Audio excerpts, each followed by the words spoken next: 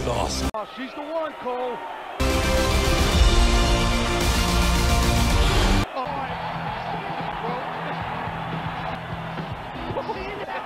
The war is coming to the surface, and I'm bringing the wrath of the seven seas with me.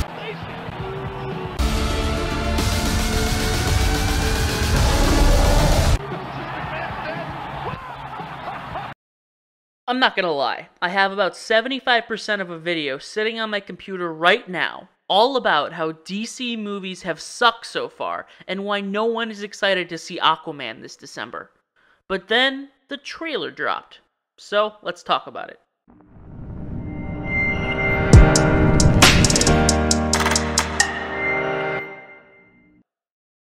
What up, guys? I'm Beware, and today we're going to talk about the future of DC, the mistakes they've made in the past, and how it looks like they're trying to correct these mistakes in the future.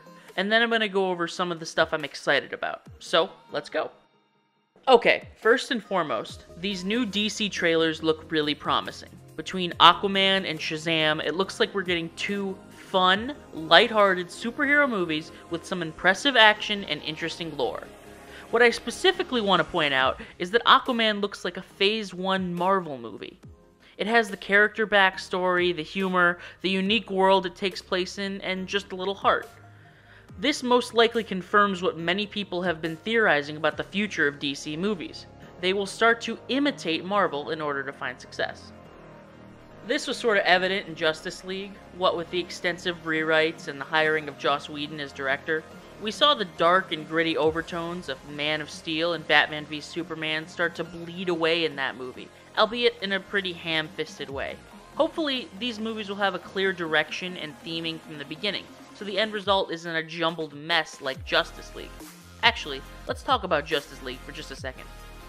See, that movie flopped, which is a ridiculous concept. A movie about the most famous superhero team ever did poorly in 2017, smack dab in the golden age of superhero movies? That's like if no one tuned in to see the moon landing, or if no one wanted to go see the latest Star Wars movie. Oh. The point is, Justice League should have made something like $250 million its opening weekend, not a paltry $98 million. Justice League did terribly worse than it should have because it was a sad Frankenstein of a movie. Half of it was about a giant monster alien coming to terraform the planet and murder people by sniffing out their fear, while Superman is being brought back from death through necromancy technology. And the other half is Batman making quips and the Flash going, "Herder, I sure do hate brunch, aren't I quirky?"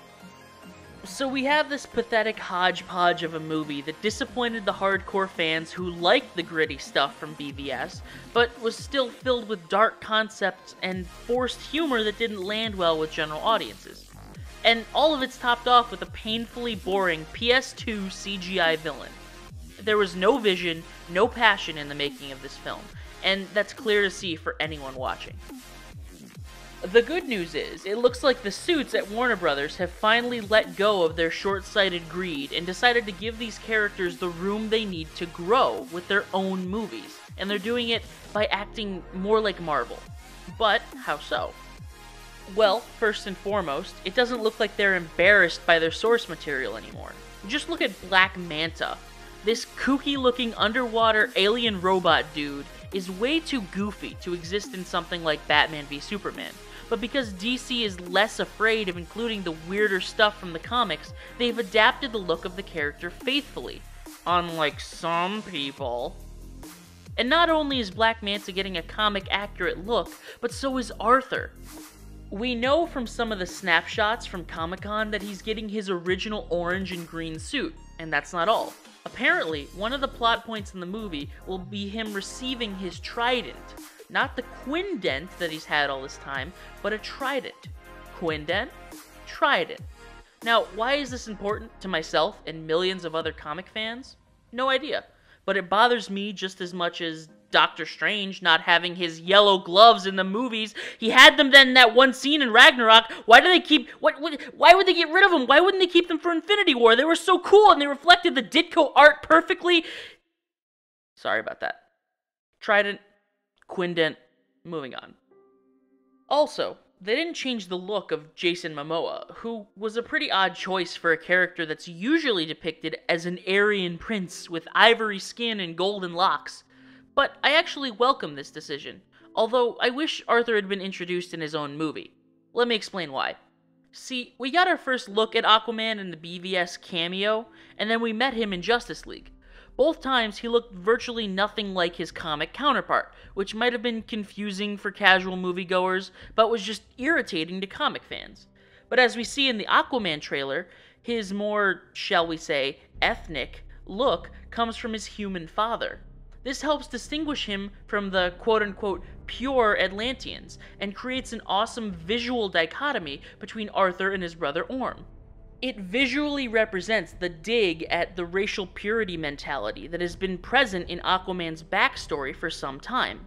So I like Momoa's casting, and also I just think he's a swell guy. Another thing that looks great about the Aquaman movie, and the Shazam movie as well, is that it looks like they've ditched the ridiculous attempts at universe building. See, a good movie will build a universe outward, while a desperate movie will try to build a universe forward. Let me elaborate. In movies like BVS, Justice League, and Age of Ultron, we get entire scenes devoted to explaining a concept that is not immediately relevant in the movie that we are watching right now.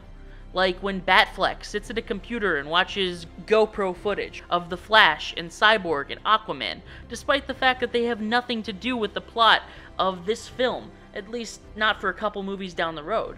Or when Thor goes off to see visions of the Infinity Stones and how they're being collected by someone. This isn't relevant until Infinity War, and it's all explained in that movie anyway. This is building a universe forward, using one movie to springboard into more. Building a universe outward is different. This is when you connect multiple pre-existing movies and characters through Easter eggs or cameos, or when you build up one character through the actions of other characters in previous movies.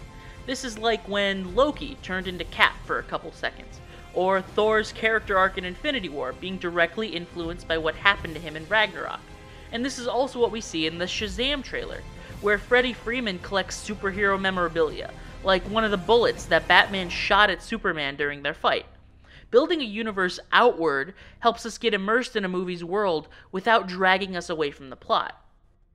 But speaking of the Shazam trailer, let's talk about that. While the movie looks fun, and more so funny, the trailer sucks. It basically shows us the entire first half of the movie, a horrible trend that I thought these trailers had kicked already. But I will say that I disagree with some of the common gripes people have had. Yes, Zachary Levi looks pretty silly in his neon red suit, puffed up with obviously fake muscles, but I think this is a good design choice. If I were 14 and I lived in a world where Superman was real, that's probably how I would emulate him in my mind too. A bright symbol of hope, roided out to the max because he can lift like 1 billion tons. I'm hoping this movie really plays into the kid as a superhero concept as much as it plays into the kid as an adult concept, because both are a lot of fun and somewhat distinct. Zachary Levi is really good at portraying a kid in an adult body. In fact, I'd say he's better at acting childish than Asher Angel, the kid playing Billy Batson.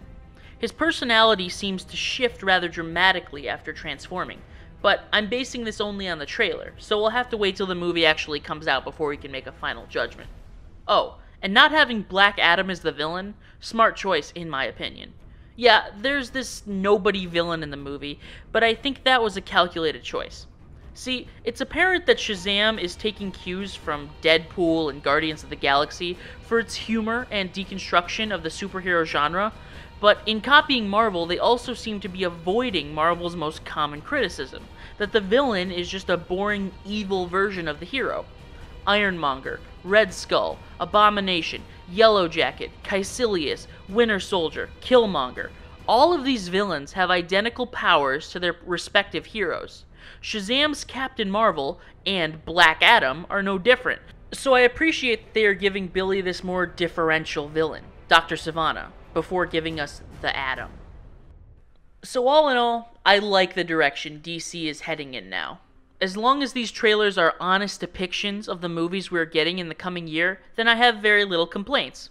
Honestly, I'm excited for DC movies to be good. I'm constantly blown away by the quality of the MCU movies we've been getting, and I would love to feel the same way about movies focusing on some of my favorite DC characters. But what do you think about DC's new direction? Are you excited for it, or are you still clamoring for the Snyder cut of Justice League? Let me know down in those comments. Oh, and also, next time I do a DC video, would you rather see me talk about Green Lantern or The Flash? I've got a great idea on what to talk about for either. Don't forget to subscribe to catch a new video from me every other Saturday, and of course, stay frosty.